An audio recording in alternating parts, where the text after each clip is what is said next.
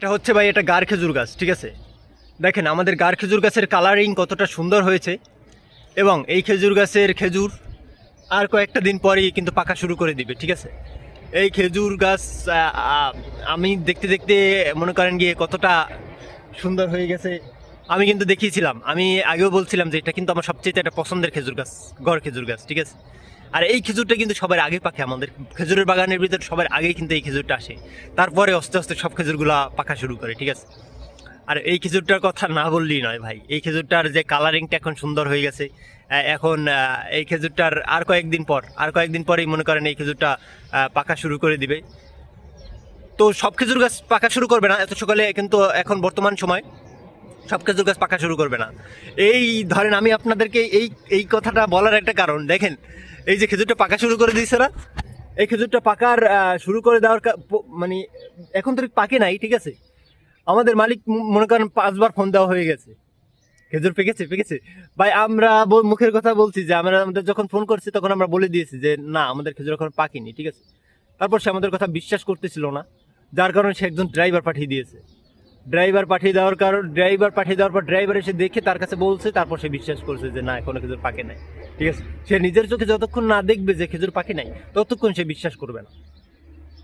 মানে ভাই, বুড়ো হয়ে গেলে একটু মানে মাথার তার একটু ছিঁড়ে যায়, বুঝছেন ভাই। এই হচ্ছে একটা বিষয়, কারণ সে অতিরিক্ত বুড়ো হয়ে গেছে, যার কারণে তার একটা কথা বলে সে বিশ্বাস করতে চায় না, বুঝছেন। আর তার সাথে বেশি কথাও বলা যায় না, যার কারণ হচ্ছে সে অসুস্থ। সে যা বলে তাই হয় হয় মানে মানে হ্যাঁ হ্যাঁ বলতে হয়, তাই তাই বলতে হয়, ঠিক আছে। যা বলে তাই করতে হয়। ওই মানে মনে করেন যে একটা কাজ বলবে, ঠিক আছে, সেটা কিনে উল্টোপাল্টা হয়ে গেল, তো তাই, বুঝছেন। এই হচ্ছে বিষয়। তো আমাদের খেজুর গাছের খেজুর, গড় খেজুর গাছের খেজুর যে এতটাই সুন্দর হয়েছে, এবার মারাত্মক একটা চেহারা, মানে মারাত্মক একটা লুক আসছে এটার ভিতরে, দেখতে এতটা সুন্দর লাগে। খেজুরের ভিতরে ভাই আপনারা মনে মনে ভাবতে পারেন যে ভাই খেজুর তো খেজুরই, ঠিক আছে, এটার ভিতরে আবার পার্থক্য খুঁজেন কেন? না, পার্থক্য খোঁজার বড় ছোট বলতে একটা শব্দ আছে, ঠিক আছে। এখানে সৌদি আরব যারা আছেন তারা অবশ্যই জানেন যে বড়টা বড় ছোট কিন্তু আলাদা করে রাখা হয়, ঠিক আছে। এখানে বড় ছোট জিনিসটাকে আলাদা করা হয়। আর আমাদের যে কফিল, আমাদের যে মালিক, সে মনে করেন গিয়ে আমাদের খেজুর বাগানের খেজুর সে যথেষ্ট পরিমাণে নিজে খায় না, ঠিক আছে। নিজে না খেয়ে সে মনে করেন গিয়ে করবে কি, সকালবেলা মনে করেন আমাদেরকে রাত 4টা বাজে উঠে মনে করেন গিয়ে 4টা এই রাত 4টা বাজে মনে করেন গিয়ে 3 মাস রাত 4টা বাজে উঠা লাগবে, রাত 4টা বাজে 3 মাস মনে করেন এইরকম কষ্টের কাজ করা লাগবে, ঘুম নষ্ট করা লাগবে, ঠিক আছে, খেজুরের জন্য, শুধু এই আধা কাঁচা আধা পাকা খেজুরের জন্য। তো 4টা বাজে উঠে 9টা বাজে শেষ করতে হয়।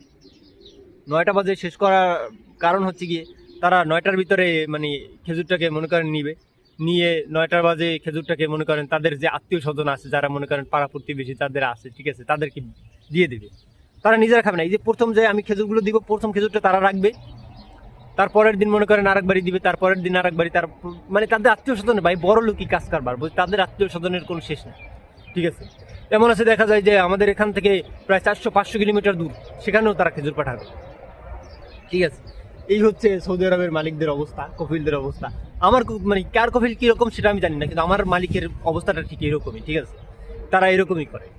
তো এখন আমাদের খেজুর পাকা শুরু করে দিয়েছে, আলহামদুলিল্লাহ, এটা একটা আল্লাহর রহমত। আমরা আর কয়েকদিন পরে খেজুর খেতে পারবো। এটা একটা বড় আনন্দের বিষয় যে যখন দেখেন যে ভাই যারা সৌদি আরবে পরিশ্রম করে, মাস শেষে যখন বেতন আসে, তখন তাদের মনের একটা আনন্দ থাকে, ঠিক সেরকম, ঠিক আছে, বিষয়টা ঠিক সেরকম। আমাদের যখন খেজুরের কাজ সম্পূর্ণ করার পর দেখা যায় যে যখন খেজুরটা পাকে, তখন আমাদের মনটাও খুব ভালো হয়ে যায়, খুব সুন্দর হয়ে যায়।